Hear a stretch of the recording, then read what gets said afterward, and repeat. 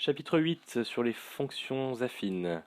Alors les prérequis pour ce cours sont de connaître les propriétés de la proportionnalité, donc savoir quand un cas est proportionnel ou pas, comment les détecter et ce qu'on peut en faire. Être capable d'utiliser les propriétés de la distributivité, être capable de distribuer une simple et une double distributivité. Comprendre et utiliser le vocabulaire sur les fonctions, donc c'est le vocabulaire qu'on a vu cette année.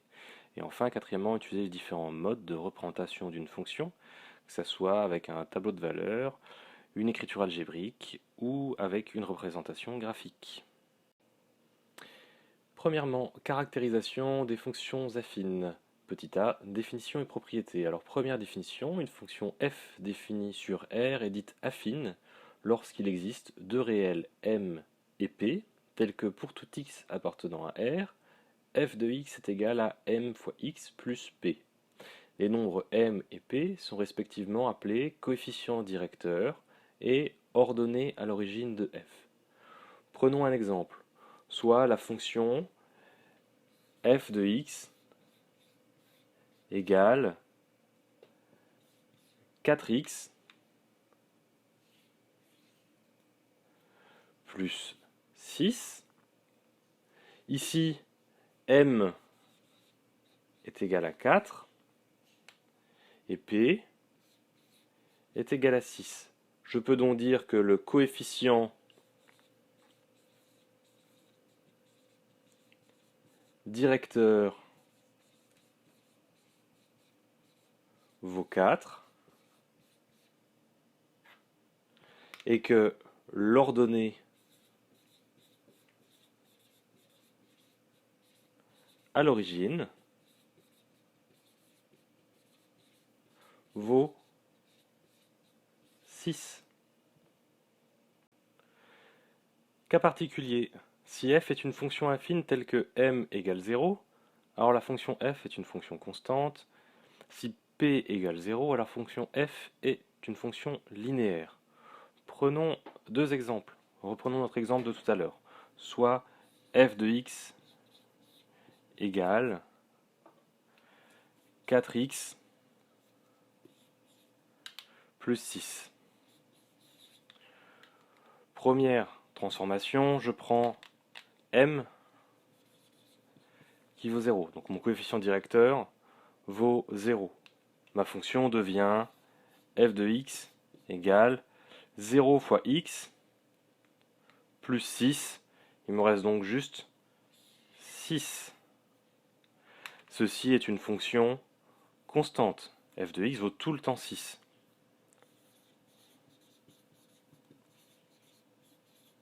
C'est une fonction constante. Deuxième cas, je prends p égale 0. Ma fonction devient f de x égale 4x plus 0, donc 4x. Je reconnais ici une fonction de proportionnalité directe, une fonction qu'on appelle du coup linéaire. Une fonction linéaire. Propriété. Soit f une fonction définie sur R. F est une fonction affine si et seulement si, pour tout réel distinct a et b, le rapport f de b moins f de a sur b moins a est constant. Alors déjà, le rapport f de b moins f de a sur b moins a représente ce qu'on appelle le taux d'accroissement.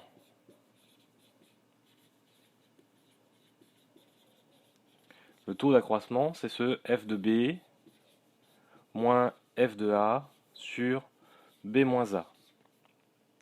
Cherchons à l'observer graphiquement. Alors, si je représente une fonction affine, je sais qu'elle va se représenter sous la forme d'une droite. Si je prends deux points A et B,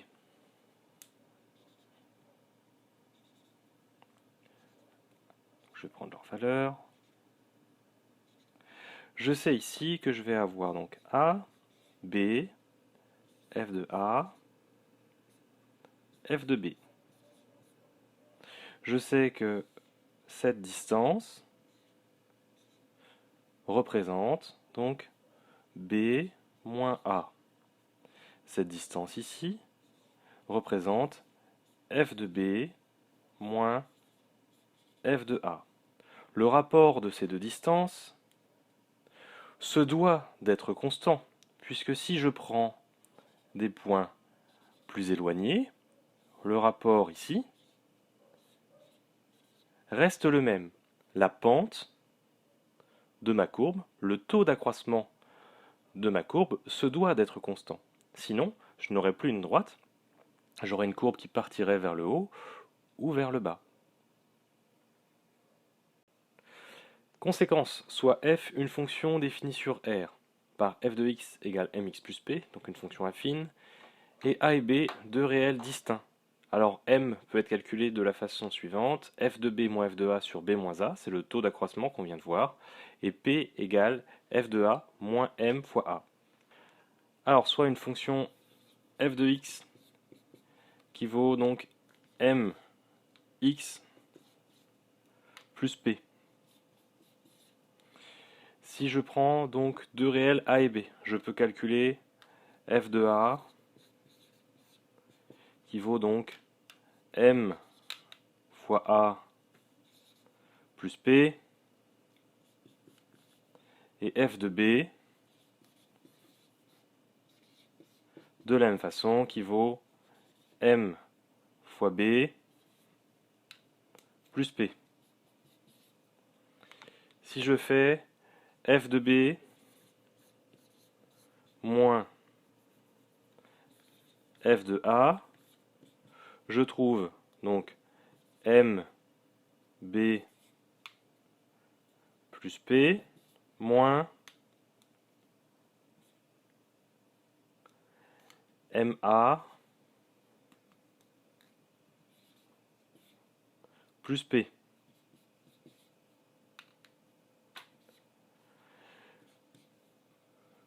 mb moins ma, je vais les regrouper.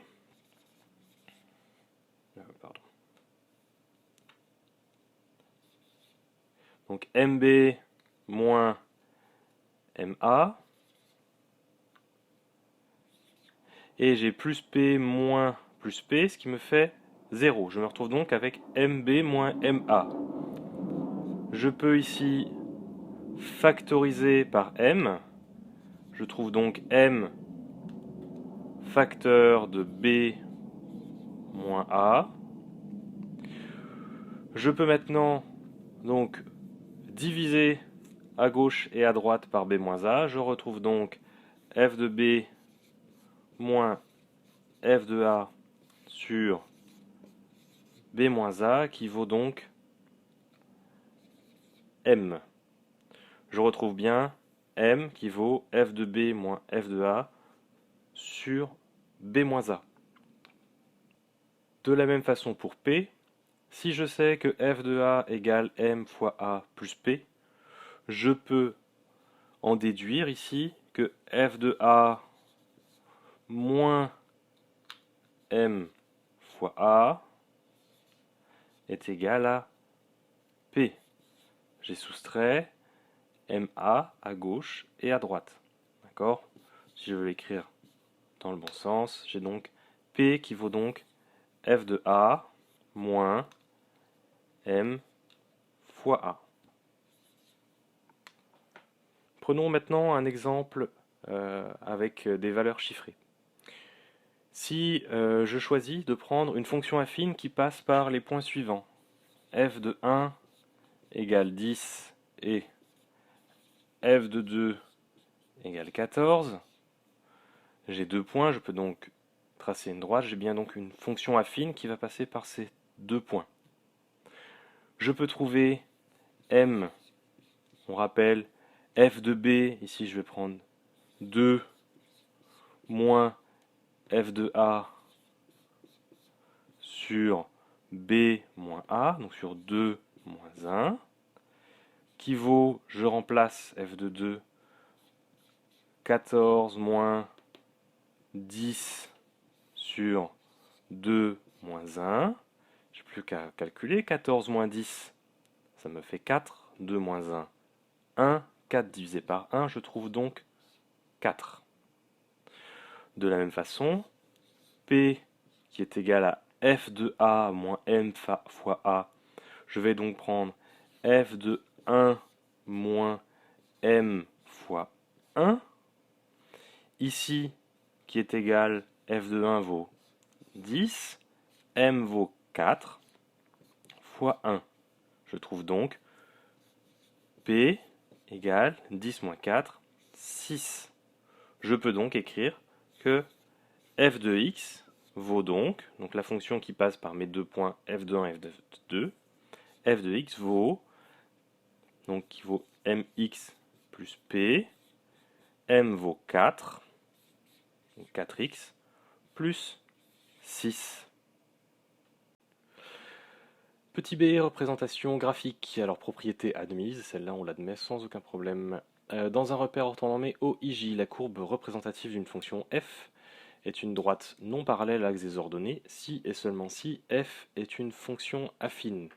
Qu'est-ce que ça veut dire? Ça veut dire que si f est une fonction affine, alors elle est représentée par une droite qui n'est pas parallèle à l'axe des ordonnées, et inversement, toutes les droites qui ne sont pas parallèles à l'axe des ordonnées représentent des fonctions affines. Prenons quelques exemples.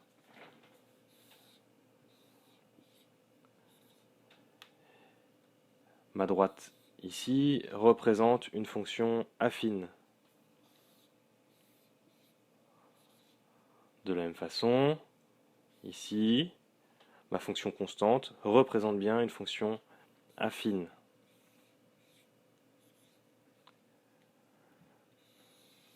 Ma droite ici représente toujours bien une fonction affine.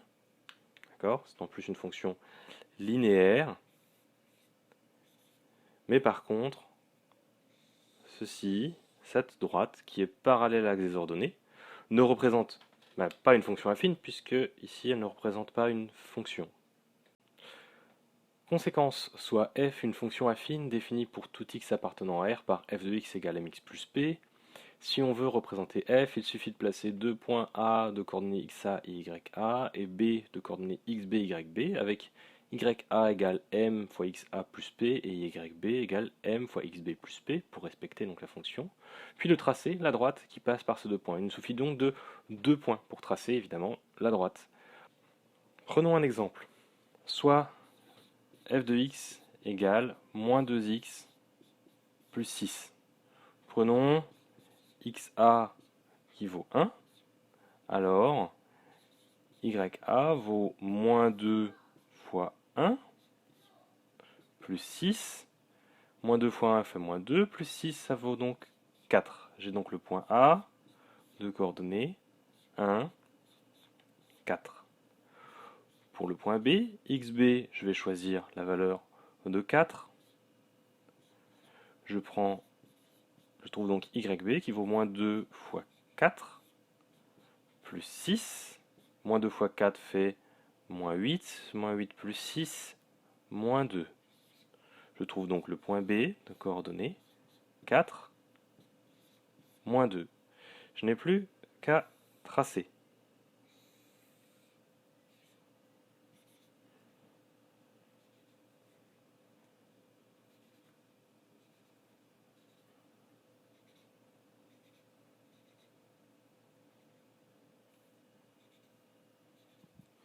Donc, j'ai xa qui vaut 1, xb qui vaut 4, ya qui vaut 4, et yb qui vaut moins 2. Je trouve donc ici le point A, et ici le point B. J'ai plus qu'à tracer la droite passant par A et B. Je trouve donc ici la représentation graphique de ma courbe. Deuxièmement, étude de fonctions affines, petit a variation et parité.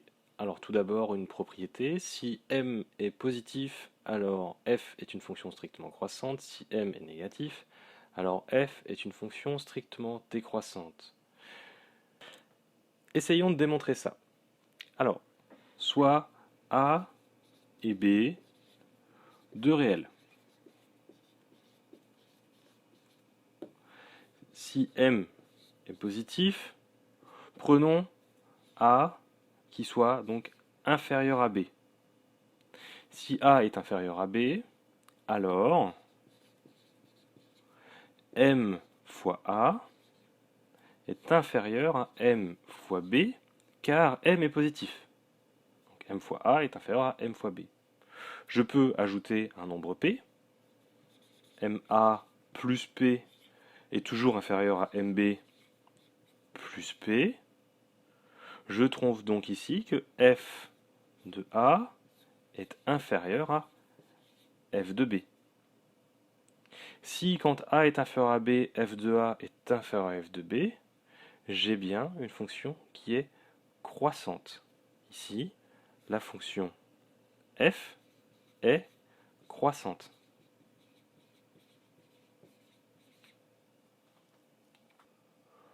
De la même façon, si m est négatif, prenons a toujours inférieur à b, alors m fois a, cette fois-ci, attention, va être supérieur à m fois b, car m est négatif. Attention, on change le sens de l'inéquation. Je peux ajouter un réel p, ma plus p va toujours être supérieur à mb plus p. Ici, ça ne change pas. Et je trouve donc que f de a est supérieur à f de b. Si quand a est inférieur à b, f de a est plus grand que f de b, alors ça veut dire que j'ai une fonction qui va être décroissante. Donc f est décroissante. Propriété. F est une fonction affine impaire si et seulement si f est une fonction linéaire. F est une fonction affine paire si et seulement si f est une fonction constante. Alors, tout d'abord, traçons trois types de fonctions affines. Donc dans les fonctions affines, nous avons trois types de fonctions. Les fonctions constantes, les fonctions linéaires, et puis les fonctions qui ne sont que affines. Si je trace dans un repère une fonction constante, si je trace dans un repère ici une fonction linéaire, et enfin si je trace ici dans un repère une fonction affine, quelle qu'elle soit, j'observe ici une symétrie donc axiale. D'accord? Ici, donc il y a bien une symétrie axiale avec l'axe des ordonnées. Ici, on observe une symétrie centrale en haut, au centre, ici de mon repère. Et ici, pas de symétrie.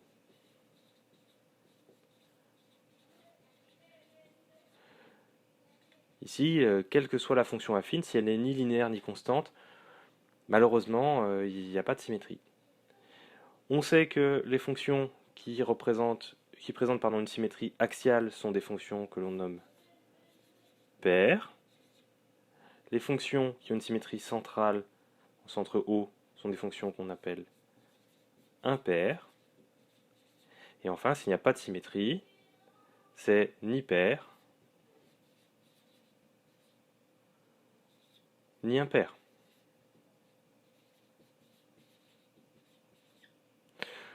On vient donc de voir que les fonctions constantes sont paires, les fonctions linéaires sont impaires, et les fonctions affines quelconques ne sont ni paires ni impaires. Petit b, signe. Alors, on va s'intéresser ici au signe de la fonction. Propriété, petit 1, si m est différent de 0, alors f de x égale 0 est équivalent à x vaut moins p sur m. Donc, x vaut moins p sur m quand f de x vaut 0. Deuxièmement, si m est positif, alors f de x positif quand x est plus grand que moins p sur m. Troisièmement, si m est positif, alors f de x est négatif quand x est inférieur à moins p sur m. Alors, essayons de prouver déjà la première propriété.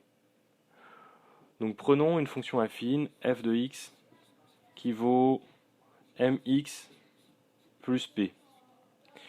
La première propriété consiste à dire que f de x est égal à 0 quand x vaut moins p sur m. Alors prenons f de x égale 0, ce qui veut dire que mx plus p est égal à 0.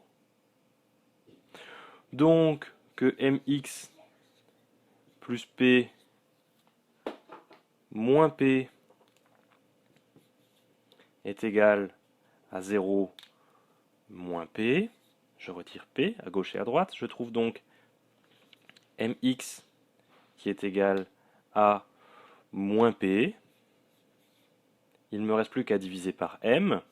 Donc mx divisé par m est égal à moins p sur m.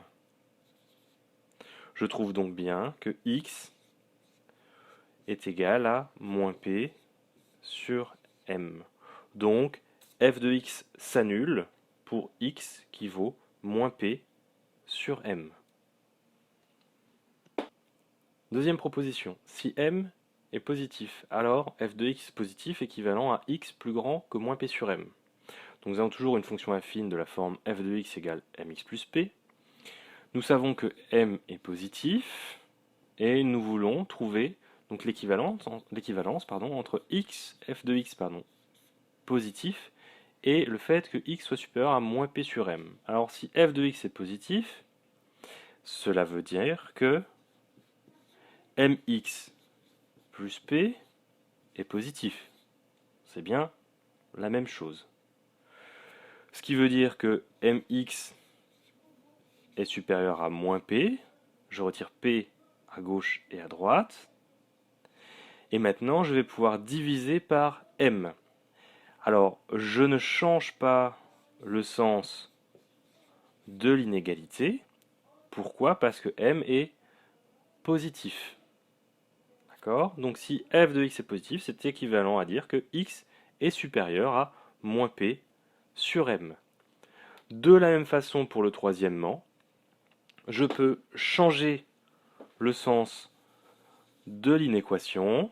F de x négatif, ça implique que mx plus p est négatif, que mx va être inférieur à moins p et que x va donc être inférieur à moins p sur m. Comme ici m est positif, il n'y a aucun changement dans le sens de mon inéquation. Propriété m positif implique qu'on a le tableau de signes suivant. C'est-à-dire que quand x est compris entre moins l'infini et moins p sur m, f de x est négatif. En moins p sur m, on voit que ça vaut 0. Et de moins p sur m jusqu'à plus l'infini, c'est positif. A l'inverse, quand m est négatif, entre moins l'infini et moins p sur m, f de x est positif. Et entre moins p sur m et plus l'infini, f de x est négatif. Alors, prenons un exemple pour construire ce tableau de signes. Alors, prenons la fonction f de x égale 2x plus 6. Vous avez à côté la représentation graphique de cette fonction, 2x plus 6. Alors, qu'est-ce qu'on observe sur cette représentation graphique? On observe qu'au début, quand on part de moins l'infini, eh bien, la fonction est négative. Alors, je vais faire mon tableau de signes.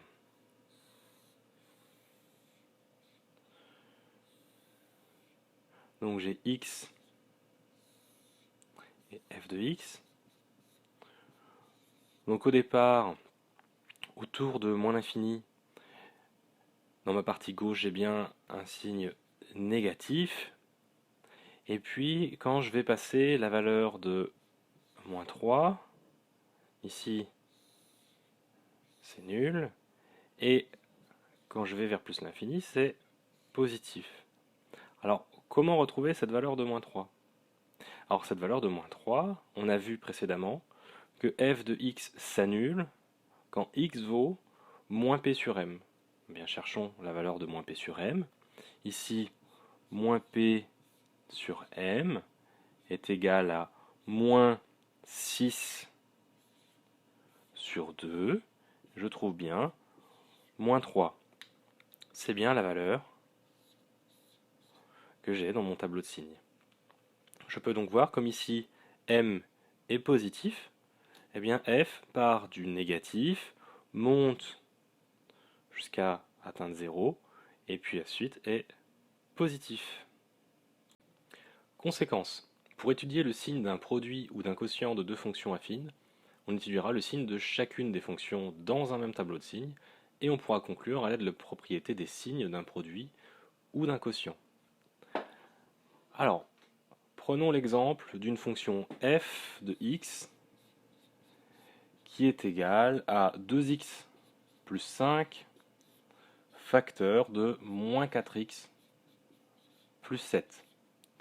Je souhaiterais connaître le signe de cette fonction, savoir quand est-ce qu'il est positif et négatif. Alors pour faire ça, je identifie ici donc deux parties et donc deux sous-fonctions que je vais appeler g de x et h de x. Donc g de x va être égal à 2x plus 5 et h de x à moins 4x plus 7. Je vais d'abord étudier séparément chacune de ces deux fonctions. Donc pour g de x égale 2x plus 5, la valeur d'annulation, donc g de x égale 0 pour x est égal à moins p sur m, qui est égal ici à moins 5 sur 2.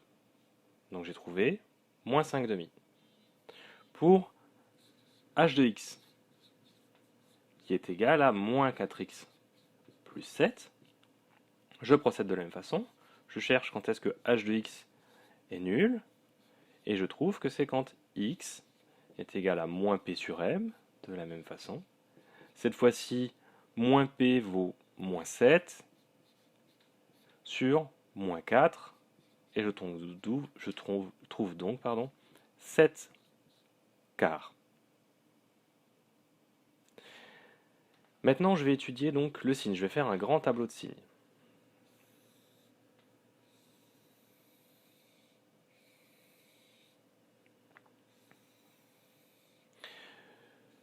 Je vais étudier x, donc g de x, h de x, et enfin f de x, qui est égal à g de x fois h de x.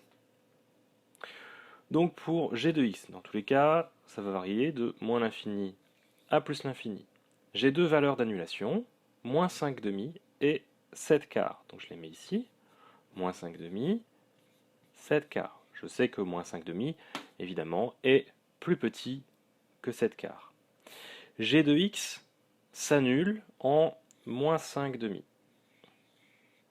Je sais que comme m est positif, alors g de x va être tout d'abord négatif, puis positif.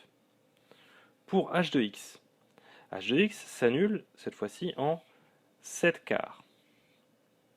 Pour h de x, le m est négatif, donc au début il est positif, et ensuite négatif. Je procède maintenant à mon bilan. F de x va s'annuler à la fois en moins 5 demi, et également en 7 quarts. Je fais le produit. Négatif multiplié par positif me donne un nombre négatif. Positif multiplié par un nombre positif me donne un nombre positif.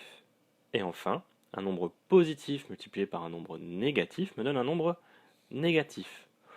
Je trouve que f de x est donc négatif de moins l'infini à moins 5 demi, positif entre moins 5 demi et 7 quarts, et négatif entre 7 quarts et plus l'infini.